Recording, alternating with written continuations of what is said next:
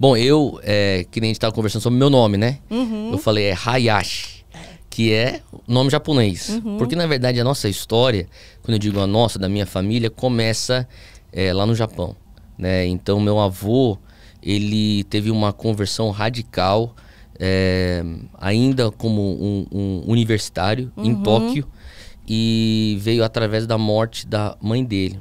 Então, a mãe dele era uma mulher bem fora da caixa lá no Japão. Foi uma das primeiras a ter diploma superior no Japão. E tinha que se vestir que nem homem para ir para a universidade, rapava o cabelo, raparam o cabelo. Tinha isso lá, nessa época? Tô falando aqui da década de 20. Nossa. Então, e ela vinha de uma linhagem, os dois lados da família do meu avô, shintoístas, né? Que é isso? O shintoísmo shintoísmo e budismo são as religiões principais no Japão. E o lado do shintoísmo, que tem muito da adoração às ancestrais, né? Era meio que a religião da família do meu avô, dos Hayashis, né? Sim. Só que ela meio que quebrou já a tradição. Ela foi a primeira católica, cristã da família. Então ela era uma católica fervorosa, praticante. E meu avô tinha nela como um exemplo de vida. Ela faleceu, ele estava na universidade. Um dia ele estava andando na cidade, chorando, ainda em luto, 4 meses já, que ela já tinha ido. E ele teve uma visão. Eu perguntava pra ele não é mais vivo. Mas eu e os meus primos, a gente ficava perguntando, meu avô ficava contando essas histórias pra gente. Ele falava assim como eu estou te vendo, eu vi essa visão. De olhos abertos. Era um anjo que flutuava na minha frente com o rosto da minha mãe. E ele falou, quando eu vi aquilo, eu saí berrando. Okasan, que é mãe em japonês. E aquele anjo, ou seja o que for, a visão que ele viu, começou a andar, ele correndo pelas ruas de Tóquio, virava à esquerda, virava à direita, e de repente desapareceu. Mas quando desapareceu, ele estava numa praça pública. E nessa praça pública tinham mais ou menos, ele contava pra gente, 100 a 200 pessoas de pé, escutando um homem branco em cima de uma caixa, com um homem japonês traduzindo ele. E pela primeira vez, ele escutou o nome Jesus Cristo. E porque ele não se envolvia nessa coisa, e a mãe dele não fazia muito dessa coisa, você tem que escutar isso e tal. Então ele sabia que a mãe dele seguia uma religião ocidental, que é o que ele pensava, mas ele entendeu pela primeira vez, de fato, a mensagem de Jesus Cristo. E aquele dia, esse missionário britânico que estava lá, fez um apelo, e ele e mais algumas pessoas levantaram a mão, foram lá pra frente, repetiram uma oração, se entregaram para Jesus. Ele começou a frequentar uma igreja, né, pequena, porque no Japão também, infelizmente até os dias de hoje, o evangelho não é tão difundido. E quando ele voltou para casa, o pai dele, viúvo, falou assim, seguinte, eu preciso saber, você vai seguir esse Jesus ou você vai seguir a tradição da família? Porque se você for seguir esse Jesus, eu vou te deserdar hoje. E foi assim que ele saiu de casa. Ele falou, eu vou seguir Jesus, pode me deserdar.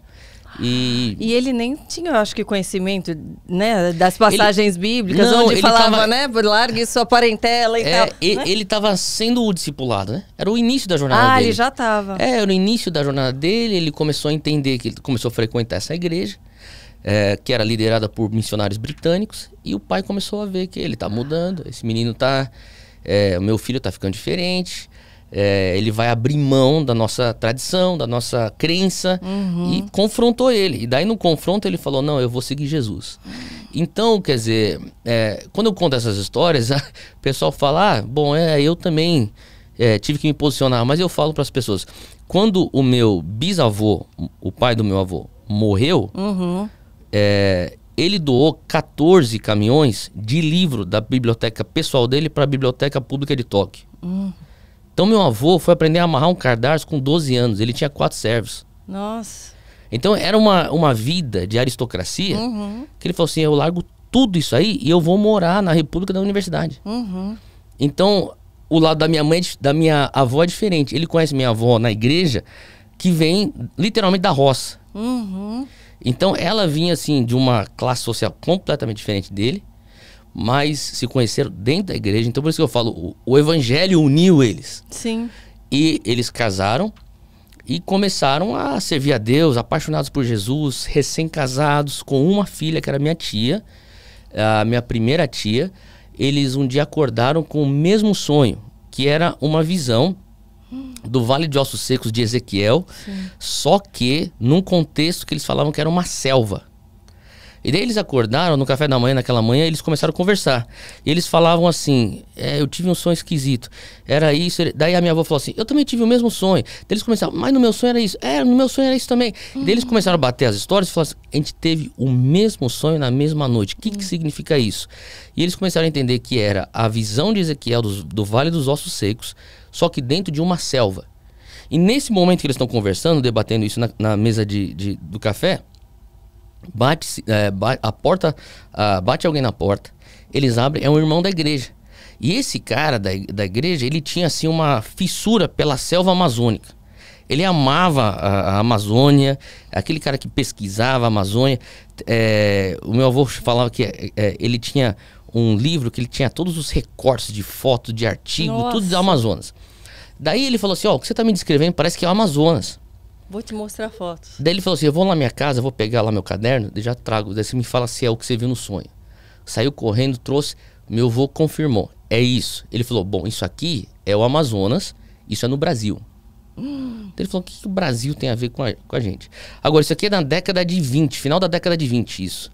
Nossa. Início da década de 30. Então, já tá tendo a imigração japonesa pro Brasil já faz mais ou menos uns 20 anos, porque começa... Mais ou menos a imigração japonesa no Brasil começou em 1908. Então já tem bastante japonês vindo para o Brasil. E estão vindo para plantar plantações. Café, chá, soja. Então eles estão indo muito para interior de São Paulo, Paraná, né? Então tem bastante japoneses que estão começando suas colônias, né? Sim. Que nem tinha já, antes de nós chegarmos aqui, os italianos, os alemães e assim por diante. Sim. E então... os japoneses já sabem que tem muito japonês indo para o Brasil. Daí o meu avô falou assim, eu preciso de um tempo. Daí ele foi para um determinado momento, não sei quando que foi, se foi na mesma época, mas eu sei que ele estava num pier, perto de onde eles moravam lá, e ele estava lá sozinho, sentado num banco, orando, falou assim, Deus, fala comigo, porque eu não sei o que quer dizer isso, o que o senhor quer com o Brasil para mim? E ele já, daí se formando já na faculdade, de odontologia. E daí ele falou assim que ele escutou uma voz. Daí isso aí que eu sempre perguntava ao meu avô quando ele era vivo. Como que você escutou uma voz? Ele falou assim, foi a única vez que eu escutei a voz audível de Deus. Ele falou pra mim. E ele falou assim como você tá me escutando, eu escutei. E a voz falou, é para este povo que eu vou te enviar. Daí eu olhei ao redor, não tinha ninguém no cais, ninguém, só eu sentado num banco.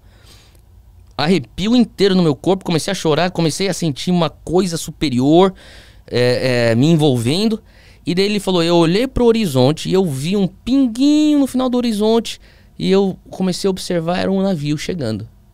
Ele falou assim, eu esperei o navio até lá de longe chegar. Quando o primeiro marinheiro pulou e jogou, e tava amarrando a corda, eu saí correndo e perguntei, de onde vocês estão vindo? E o marinheiro falou assim, esse aqui é o navio Maru, tá vindo do Porto de Santos. Daí ele falou assim, entendi. Nossa, tudo, né? Vários sinais. Deus foi trazendo. Foi confirmando. E em 1934, a minha família, né, que é meu avô, minha avó, com minha tia, eles chegaram aqui no Brasil e foram servir como missionários num hospital no Amazonas. Olha. E eles ficaram lá, meu avô era dentista, então ficou ajudando os outros médicos missionários nesse hospital. E a ideia era passar um tempo e voltar? Era o quê? Era para voltar pro Japão. Eu vou passar aqui um tempinho. Deixaram a casa lá? Deixou tudo lá, vou ficar aqui, vou talvez 1 ano, 2 anos, 3 anos. Vamos evangelizar os japoneses, porque tinha muitos japoneses também lá no Amazonas. E nós vamos evangelizá-los, vamos fazer um trabalho, plantar umas igrejas e pronto, depois a gente volta. Só que meu avô contraiu malária. E daí o pessoal falou assim, você tá com malária, se a gente te põe de volta no navio para voltar pro Japão, você morre antes de chegar lá. O único lugar no Brasil que consegue te tratar é o Instituto Butantan. Então ele falou assim, aonde for esse lugar aí, me leva. Você tem que ir lá para São Paulo. Então meu avô veio para São Paulo, foi assim que minha família chegou aqui em São Paulo. Olha! Daí chegou, foi tratado lá no... Quem vê pensa, né? Agora tá com malária, nossa, porque Deus manda malária. Exato. Porque tinha um porquê, porque era só aqui, era para trazê-lo para cá, tudo. Exato. Daí quando ele chegou aqui, foi tratado logo que ele saiu do hospital, do tratamento que ele fez no Butantan, umas missionárias americanas da Metodista Livre chegaram e falaram assim, olha, não sei se você está sabendo, eu sei que tem bastante japonês lá no Amazonas e você estava trabalhando com eles, só que tem muito japonês em São Paulo e muito no Paraná e tem bastante indo para o Paraguai. Você consegue fazer um trabalho de evangelização e plantação de igrejas? Meu avô falou assim, eu faço. E daí ele começou na Liberdade. Então, daí veio o segundo filho, terceiro filho, até chegar na minha mãe. Então, a história da minha família, eu digo assim, que a gente chegou no Brasil, maioria dos japoneses vieram por conta da imigração, para plantar, fazer fazenda e começar uma vida nova aqui, né? Depois veio outra onda por conta da guerra, né? Da Segunda Guerra, o pessoal também veio para cá. E eu falo isso até para meus primos e para os filhos, hoje, né, já estão mais velhos, os filhos dos meus primos e os meus próprios filhos. Como é que os Hayashi chegaram aqui? A gente não chegou aqui porque a gente tinha que plantar alguma coisa ou uma oportunidade. Deus nos trouxe aqui. Era para plantar a igreja. Era para plantar. Exatamente. E eu falo o legado missionário nosso, né? Então daí a minha mãe cresceu na Igreja Metodista Livre, né? E o meu avô plantou bastante igreja. Então você perguntou um pouco da minha história, mas eu conto um pouquinho da história da minha família para você entender o background, porque determinado momento, o pessoal da denominação Metodista Livre, cuja sede estava nos Estados Unidos na época, eles vieram porque eles começaram a escutar, pô, tem muita plantação para igrejas japonesas no Brasil. Eles vieram vir aqui para... Então, eles têm esse negócio de dar prêmio e tal, e homenagear, e vieram homenagear meu avô. Meu avô é bem assim, samurai, sabe? Aquela coisa, missão dada, missão cumprida, não preciso de prêmio, se deu certo, não fiz nada mais que minha obrigação. Sim. Eles queriam dar um prêmio para ele, ele falava, não preciso receber nenhuma homenagem, nada, Deus me chamou, tô fazendo e ponto final. E eles falaram, não, a gente veio para cá para fazer isso, e eles começaram a insistir. Eles falaram assim, não tem nada que a gente pode fazer pros teus filhos, então, já que não dá pra fazer nada pro senhor, pros teus filhos. Ele falou assim, somos em 8 filhos, eles são em 8 filhos.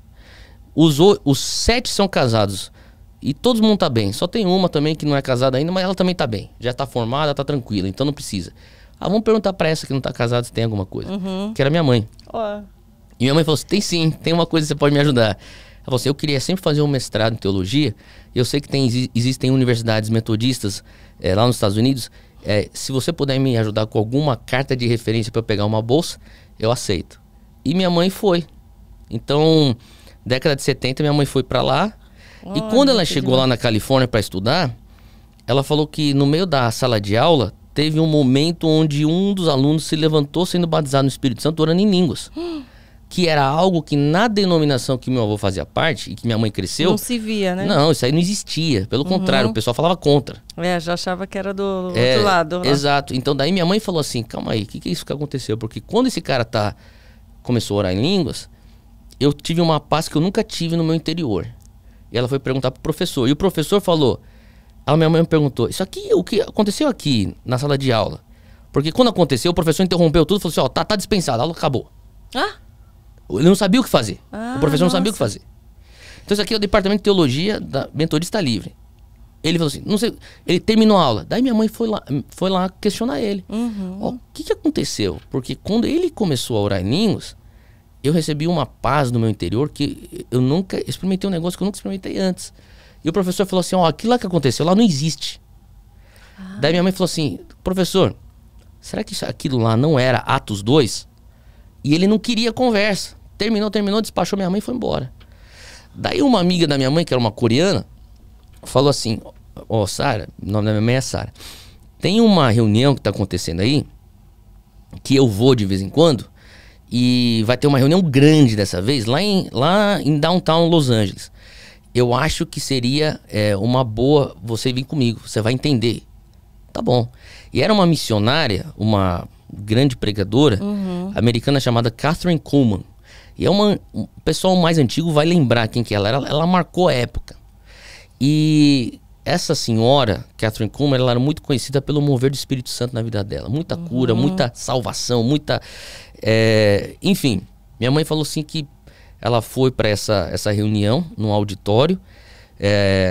Se chama... Outro dia não. Ano passado eu fui para esse auditório. Eu pedi para um amigo... Eu tava em Los Angeles, pedi para um amigo meu, me leva para esse auditório que minha mãe teve um Quero contato. Passar aqui. E eu não sabia, se chama Shrine Auditorium, dentro da Universidade de Southern California, que era onde os Oscars aconteciam por muito tempo. Nossa, olha só. E ela alugava um final de semana por ano lá, para fazer as cruzadas dela, as reuniões de milagres.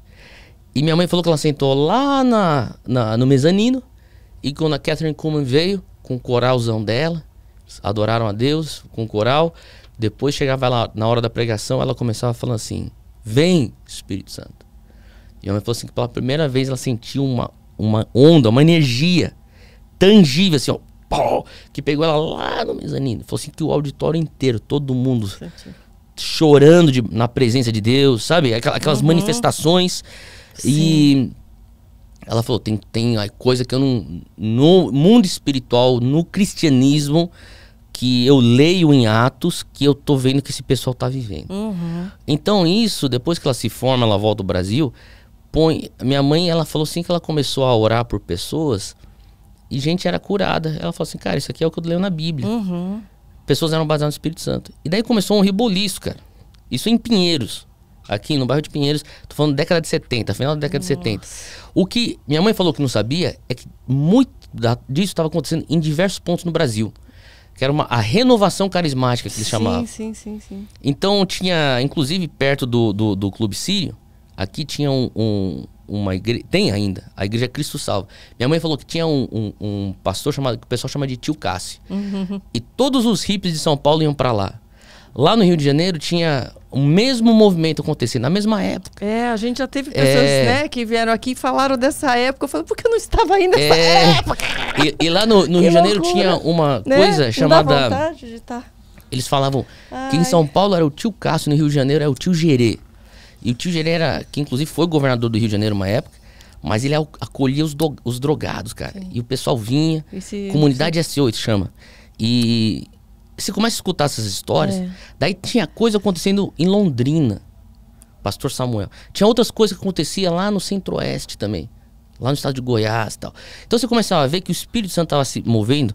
Em Porto Alegre também, no movimento de comunidades e tal. Então, você começa a escutar as histórias e fala assim, cara, Deus estava soprando algo no Brasil, só que naquela época não tinha internet, né? Então o pessoal não estava tudo conectado. Sim. Então, minha mãe falou assim, tava acontecendo coisa nas nossas reuniões, e vinham jovens, né? E o pessoal era baseado no Espírito Santo. Então, quer dizer, era uma igreja japonesa, que minha mãe começou a fazer essas reuniões, e o pessoal era baseado no Espírito Santo, era curado, milagre. Daí, de repente... Você imagina, né? Para japonês é mais reservado. De repente começa a vir vários não japoneses para dentro, começa a invadir a igreja. Então o pessoal começou a falar assim, cara, que é esse negócio? Sim. Então minha mãe ficou meio que forçada numa sinuca de bico. E meu avô falou assim, olha, tudo que você tá pregando, eu acredito. Inclusive eu já experimentei isso. Olha. Ele falou assim, lá no passado. E ele falou assim, ó, eu não quero que você pare disso. Mas dentro da estrutura denominacional não vai ter espaço para isso. Então, eu te abençoo para você sair para começar a tua própria obra. Incrível esse trechinho, né? Agora imagina como está o episódio completo. Clica aqui para conferir. Você está sabendo do nosso clube exclusivo de membros? Clica aqui em Seja Membro e conheça todos os benefícios que estão esperando por você.